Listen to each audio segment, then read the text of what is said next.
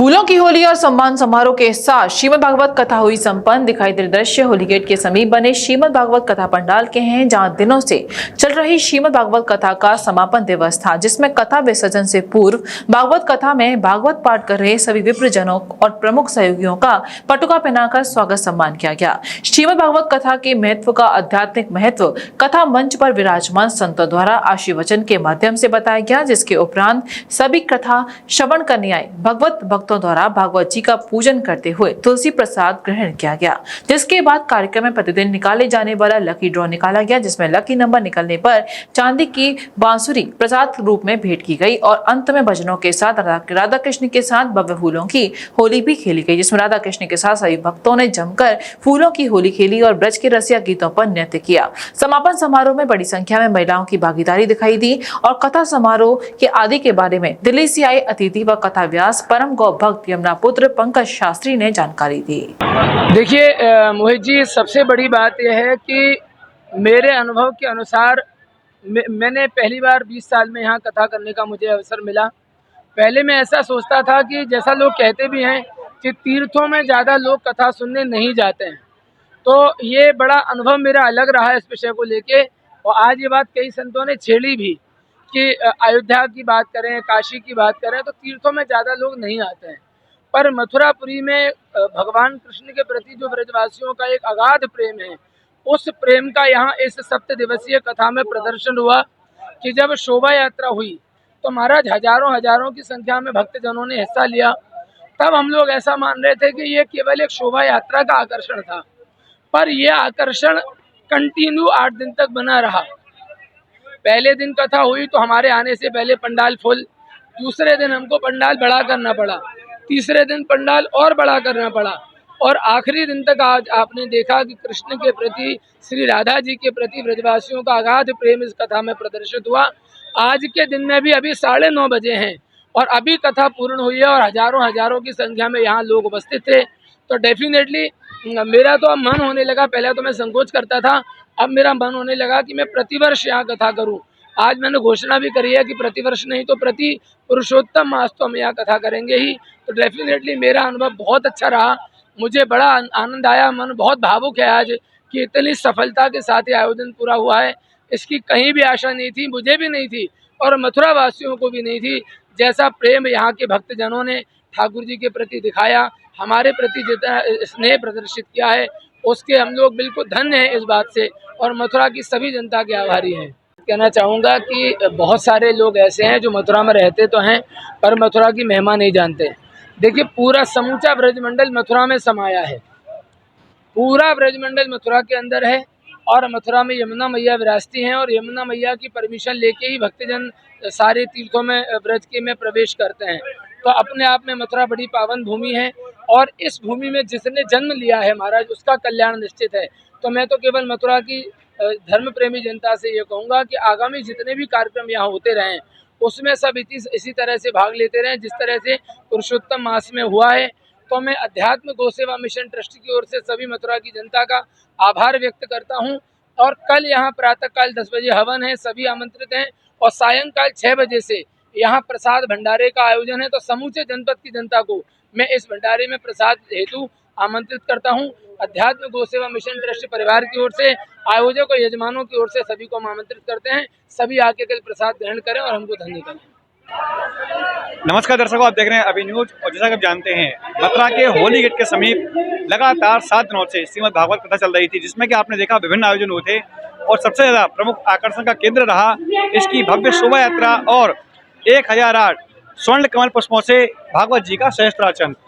आज कथा की पूर्णाहुति है, आज श्रीमद् भागवत कथा की पूर्णाहुति है और इसका समापन समारोह मनाया जा रहा है। आप देख पा रहे हैं पीछे महिलाएं जो है श्रीमद् भागवत जी का पूजन कर रही हैं और ऐसे में हमारे साथ मौजूद हैं डॉक्टर आशीष गुप्ता जी।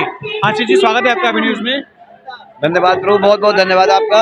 आशीष जी, आज आप देख पा रहे हैं श्रीमद् भागवत जी की पूर्णाहुति है, समापन समारोह, क्या कहना चाहेंगे, कैसी रही भागवत? सब घटना प्रत्येक व्यक्ति के जीवन में लाए, प्रत्येक व्यक्ति अपने जीवन में समता, विनम्रता, नम्रता, उदारता का भाव लाए और श्री भागवत भगवान की कृपा, इस यमुना नगरी की कृपा, तो यमुना नगरी बोलूंगा क्योंकि साक्षात यमुना का प्राकट्य है यहाँ पर। और गोवर्धन जी की कृपा, गिरिराज जी की कृपा सब पर बनी रहे और इसी तरह ऐसे सुंदर सुंदर आयोजन आपके नगर क्षेत्र में नहीं संपूर्ण भारतवर्ष में होते रहे। जी आशीष जी, पहली बार स्वर्ण कमल पुष्पों से श्रीमद् भागवत जी का सहस्त्रजन हुआ था, इसके बारे में क्या कहना चाहेंगे? हमारे एक मित्र हैं दीपक चौकसी जी, जो पूरे विश्व के सबसे बड़े डायमंड व्यापारी हैं और दीपक चौकसी जी गौ सेवक हैं। उन्होंने 1008 स्वर्ण पुष्प दिए हैं और जो पुष्प उन्होंने दिए हैं वो भागवत भगवान की सेवा के लिए दिए हैं। तो 1008 जो पुष्प यहाँ पर दिए गए वो एक एक व्यक्ति के लिए प्रसाद के रूप में वितरित होंगे। और मैंने अपने जीवन में पहली बार इतना सुंदर आयोजन और 1008 स्वर्ण पुष्पों के साथ भागवत भगवान का पूजन प्रथम बार देखा है अपने जीवन में, और वो भी मथुरा नगरी में। ये तो मेरे लिए बहुत सौभाग्य की बात है कि मुझे इन आंखों से ये देखने का सौभाग्य प्राप्त हुआ और उसको अनुभूति करने का जो सौभाग्य मिला है उसको मैं वर्णन नहीं कर सकता। दर्शकों, लगातार आप देख पा रहे हैं कि श्रीमद् भागवत जी के समापन समारोह पर जो लोग यहाँ पर आए हुए हैं वो अपने अपने शब्दों में बयान कर रहे हैं जो कुछ उन्होंने यहाँ पर देखा है। ऐसे में एक महिला जिनका नाम जानना चाहूंगा, क्या नाम है आपका? डॉक्टर साक्षी। डॉक्टर साक्षी जी आई हुई हैं और इन्होंने श्रीमद् भागवत जी के पूरी कथा सुनी है। कैसा लगा आपको भागवत जी सुनने के बाद में? भागवत जिसमें यजमान हमारे पिताजी हैं और हमें बहुत ही खुशी हुई इस भागवत को सुन के। और बेसिकली हमने कई जगह भागवत सुनी, भागवत का श्रवण किया है, परंतु वृंदावन में जो मथुरा में हमें भागवत का सौभाग्य प्राप्त हुआ है, पुरुषोत्तम मास में प्राप्त हुआ है, यह हमारे लिए सौभाग्य की बात है कि आप सभी के साथ हमें यह कथा श्रवण करने का सौभाग्य प्राप्त हुआ है। और मेरी इस कथा के साथ बहुत सारी यादें जुड़ी हुई है और इतना भक्ति भाव से महाराज जी ने हम सभी को सभी प्रसंग सुनाए, सभी स्कंदों के बारे में बताया। जैसा कि महाराज जी ने बताया कि श्रीमद् भागवत महापुराण में 12 स्कंद है, उन्होंने 12 स्कंद का बहुत ही अच्छे तरीके से विवरण किया, उसका पूरा हम सभी को समझाया। कई प्रसंग ऐसे थे जिसमें मैं भावुक हुई, कई प्रसंगों में मैंने नृत्य किया। ये सब हृदय बात की जाए किसी ऐसे प्रसंग की जो आपको हमेशा विस्मृत रहेगा कि इस प्रसंग से मैंने ये ज्ञान प्राप्त किया, तो उसमें से कौन सा ऐसा प्रसंग रहेगा जिसको आप हमेशा के लिए अपनी स्मृति में रखना चाहेंगे? महाराज जी का षष्ठम दिवस का प्रसंग जो कि मुझे सबसे ज़्यादा अच्छा लगा, गोपियों का संवाद उद्धव जी के साथ। ये प्रसंग एक ऐसा प्रसंग है जिसमें सच में ये पता चलता है कि भगवान के विरह में गोपियों का क्या हाल है और उनके ना रहने पर भी गोपियों ने स्वयं को उनमें समर्पण कर दिया है।